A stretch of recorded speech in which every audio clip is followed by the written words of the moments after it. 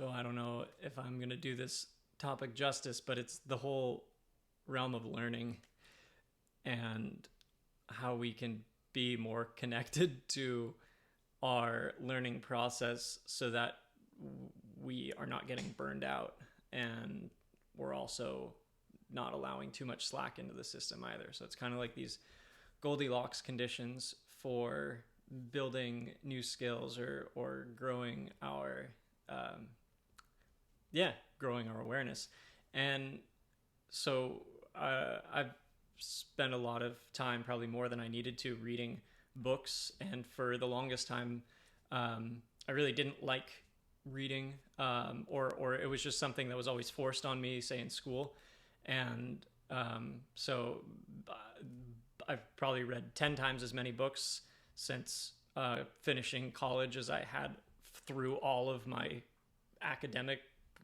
life. It's really weird for me to think about that because of I feel like I would have benefited from actually enjoying reading earlier on, and at the same time, I realized that I learn much better through enjoyment, and that's a really important thing, and through relaxation and through not having to have the same sorts of academic pressures put on, and therefore I feel very grateful for the more structured, rigorous academia that I did experience, and at the same time, I recognize that learning outside of that realm can often bring a lot of benefits to your life and your personal well-being. And so in connecting to this place of what is learning and how do we learn and why is learning something that we should approach as a subject the same way that we'd approach science or math or language or anything else. It's obviously like a master skill, and one of the simplest ways to learn how to learn is through reading, I would say. And at the same time, there's a much deeper process of self-reflection and self-learning that is not based on books at all, and is completely based on just connecting to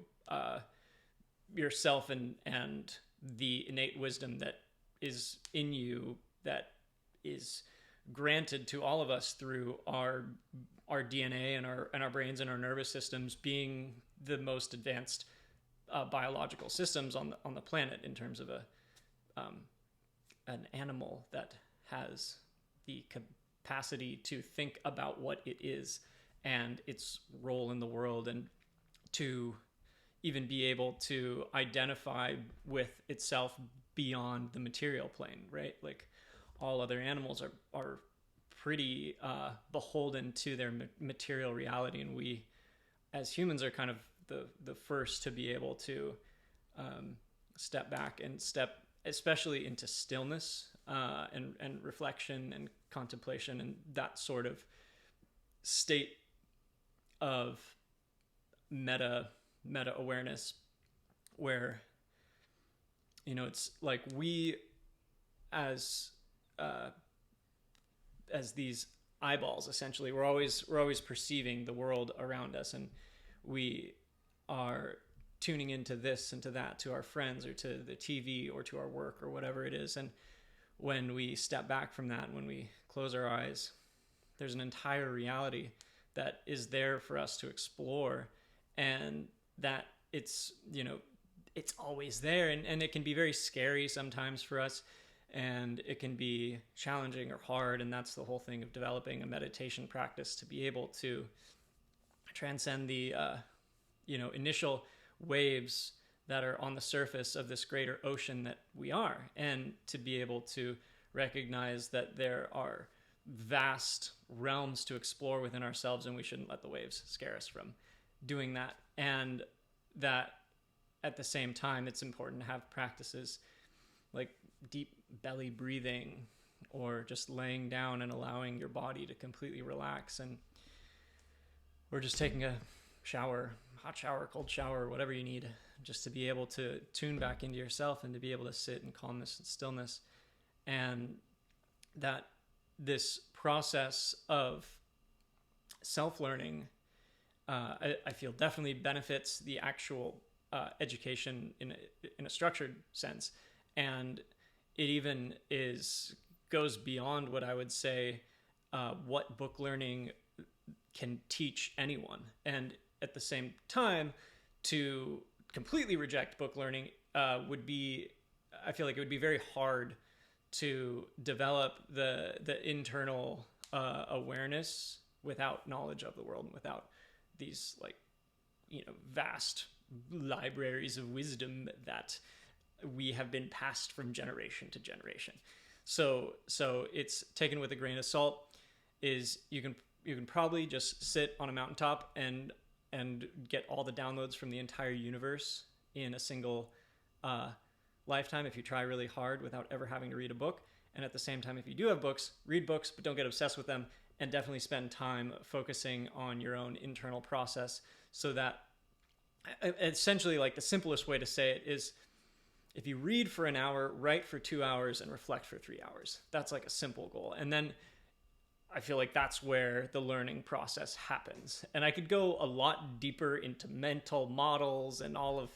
the different things of how to learn faster and how to learn better, and why I feel that a lot of learning is about connecting to the body, and being embodied then helps develop the mind. When the body is open, the mind is open, and the better we can receive and perceive and then project and create. And that process is an ongoing dynamic thing, and that it certainly is the work of a lifetime. And it's a beautiful thing that we can all tune into, regardless of what our chosen discipline is, and that it has obviously benefits beyond whatever our chosen profession is either. And so being able to tap into what learning is, why we want to learn, why it's fun or enjoyable, can really bring us back into our sense of joy and appreciation for life. Because oftentimes when we're stuck or in a rut or whatever, a lot of the time it just takes a different perspective. And whether that perspective comes from sitting on a mountaintop or reading a book, it benefits us. So yeah, that's all for now in the learning realm. So I hope you enjoyed this video, and I'll see you next time. Peace.